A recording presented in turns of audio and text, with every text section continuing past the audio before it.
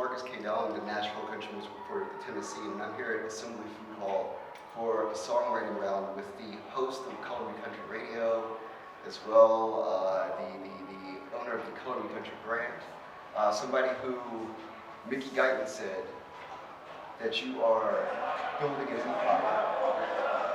Aww, that was sweet. That was very.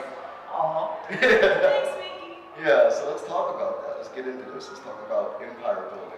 This is, I think, like year 3 of this for you, as so far as this movement towards African-American equity in country music. And just thoughts about that, how it's going for you. Well, I'm never satisfied. So, it's year 3 on top of the first 20 some odd years that I've spent doing this. And I was just telling Marcus off camera that, I don't know, I'm changing my approach. I'm looking at these things very differently because I think that the focus for the last couple of years has been who's on stage. Right. And who the artists are that are being represented. And that's awesome and that's great. But the real wins are behind the scenes. The real wins are with who the writers are that are writing the hit songs. Right. Who is working at the record labels. Exactly. Who's the publisher. Who's actually getting to make the money. Like to get to cash in on these wins, so to speak. And so that's kind of my focus. And that's the next phase of what I want to do to try to help. And I know you've been working on a record as well.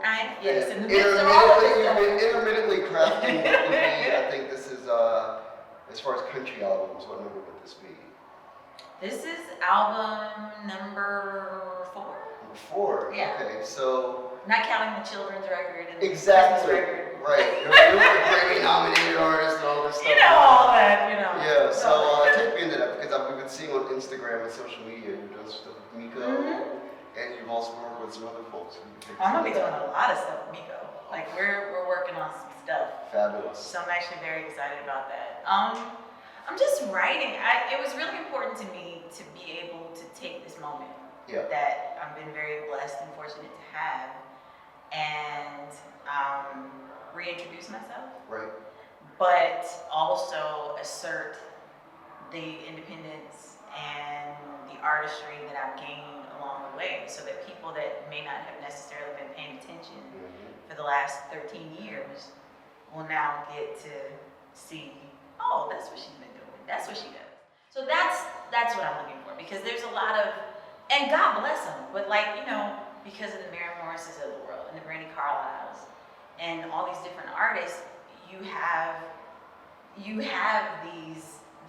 like Britney and you have Yola and you have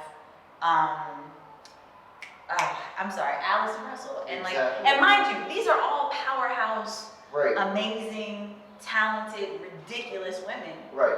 And they just got the endorsement of these larger artists and it helped to push the conversation and their careers further. And so I'm looking forward to the day where it doesn't take that.